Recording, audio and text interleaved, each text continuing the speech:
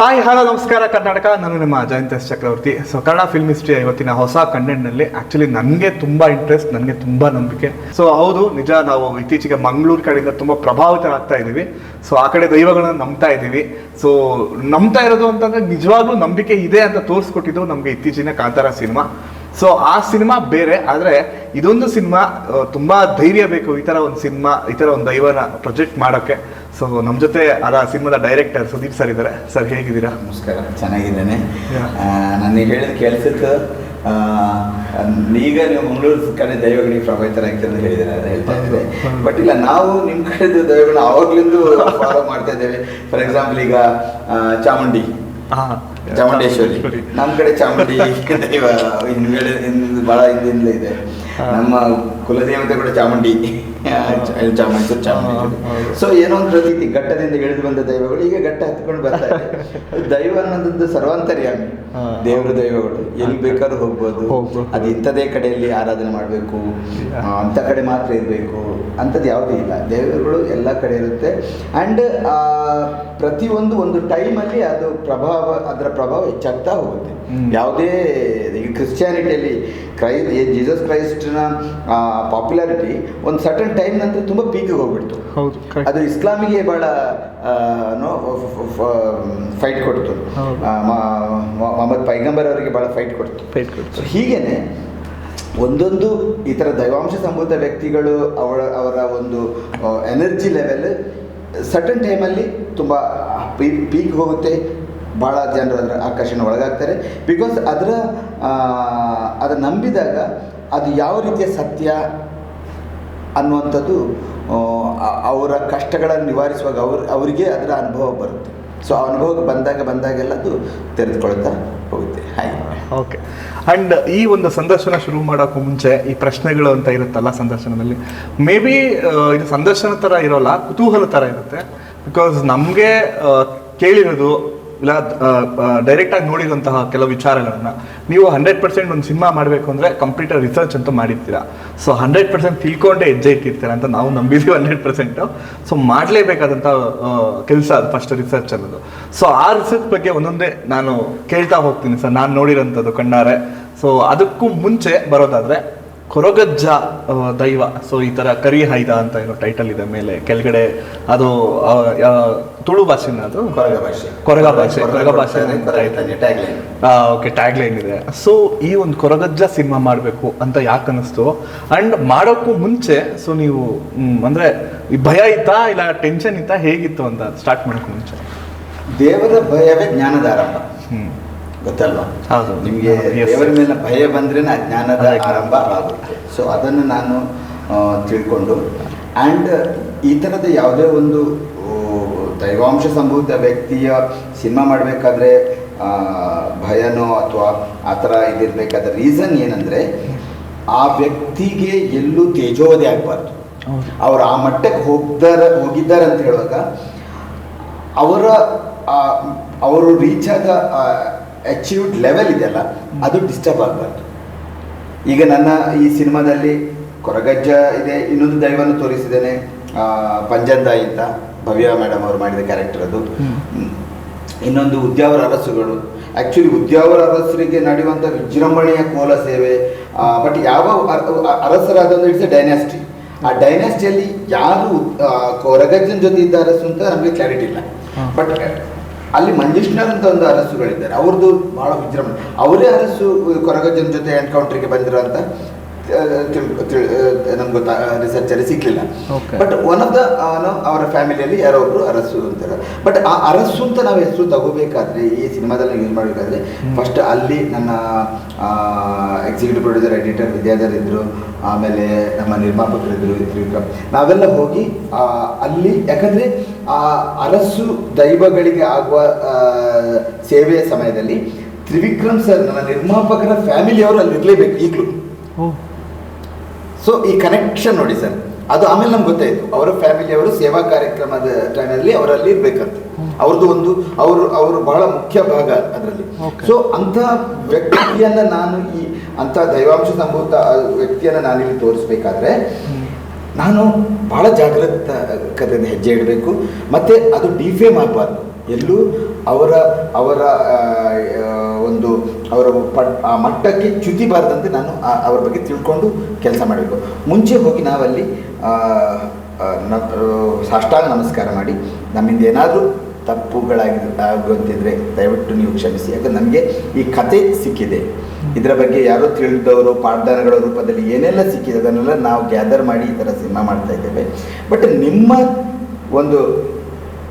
ಆ ಒಂದು ಹೆಸರಿಗೆ ಧಕ್ಕೆ ಬಾರದ ಥರ ನಾವಿಲ್ಲಿ ಕೆಲಸ ಮಾಡ್ತೇವೆ ಅಂತ ಇದ್ರೂ ಕೂಡ ಅಲ್ಲಿ ಕೊರಗಜ್ಜನಿಗೆ ಉದ್ಯಾವರ ಅರಸುಗಳು ಸೋಲುವಂಥ ಒಂದು ಸ್ಥಿತಿ ಬರುತ್ತೆ. ಅದು ತೇಜೋವಧೆ ಥರ, ಯಾಕಂದರೆ ಅವರು ವೀರಪುರುಷ, ಅವರಿಗೂ ಅಲ್ಲಿ ಕೋಲೋತ್ಸವ ಭಾಳ ಜೋರಾಗಿ ನಡೀತಾ ಇದೆ. ಅವರು ಭಕ್ತರನ್ನು ಈಗಲೂ ರಕ್ಷಣೆ ಮಾಡ್ತಾ ಇದ್ದಾರೆ ಅಲ್ಲಿ ಕೂಡ ಆ ಭಾಗದಲ್ಲಿ. ಅದು ಕರ್ನಾಟಕ ಕೇರಳ ಬಾರ್ಡ್ರಲ್ಲಿ ಇರುವಂಥದ್ದು, ಮಂಗಳೂರಿಂದ ಒಂದು 10-15 ಕಿಲೋಮೀಟರ್ ದೂರದಲ್ಲಿರುವಂಥ ಜಾಗ.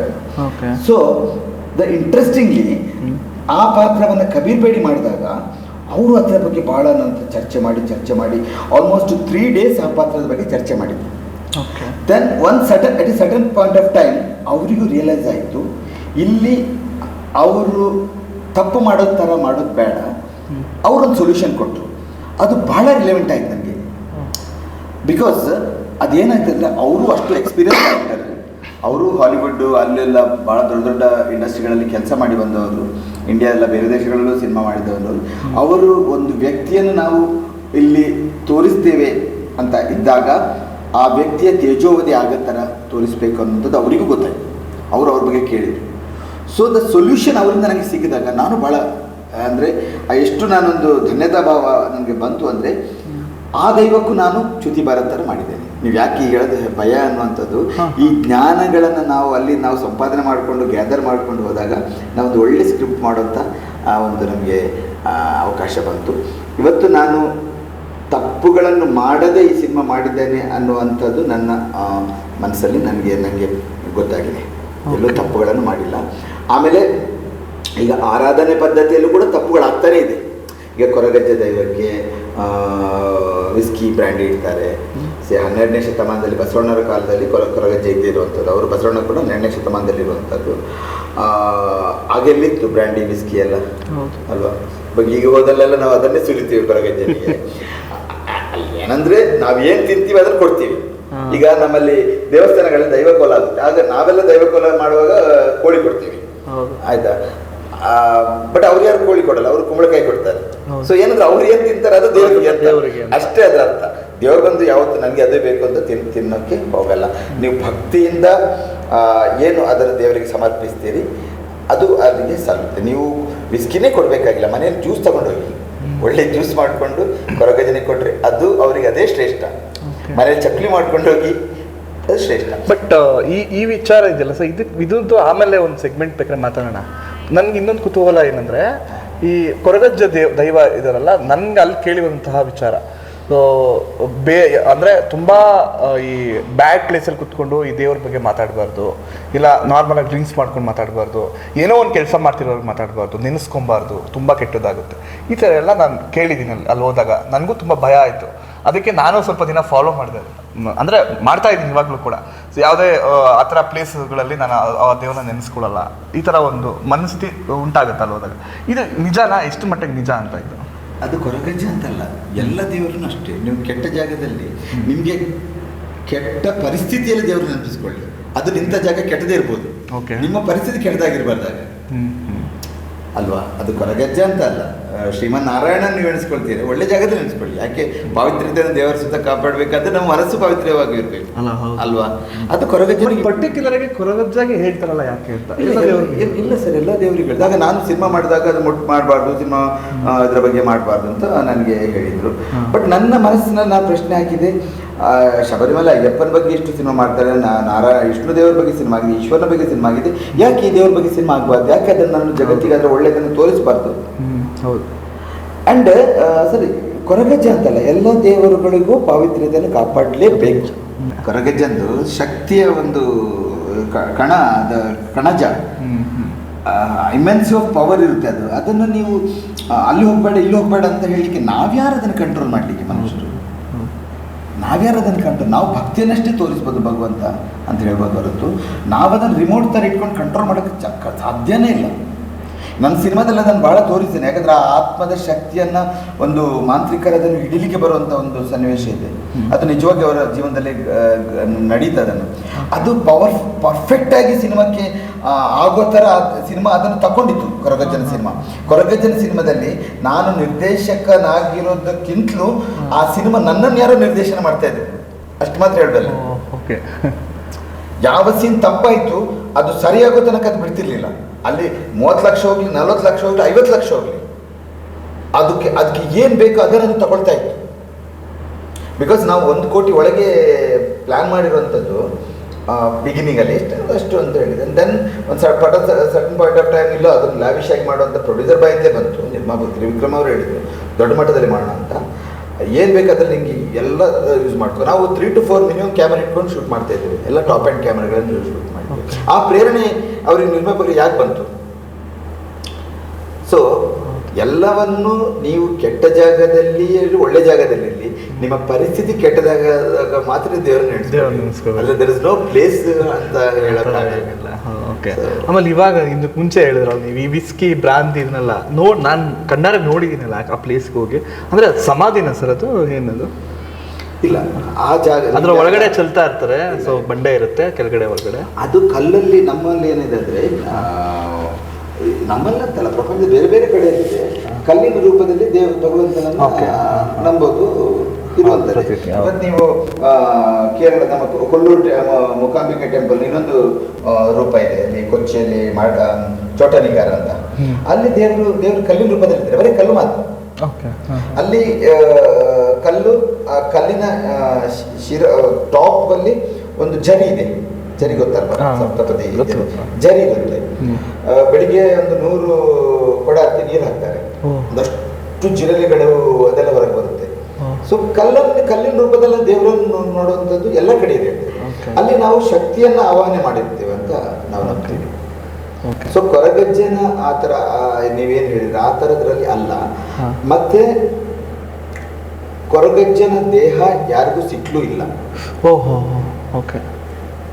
ಅಜ್ಜನ ದೇಹ ಯಾರಿಗೂ ಸಿಗ್ಲಿಲ್ಲ. ಓಕೆ.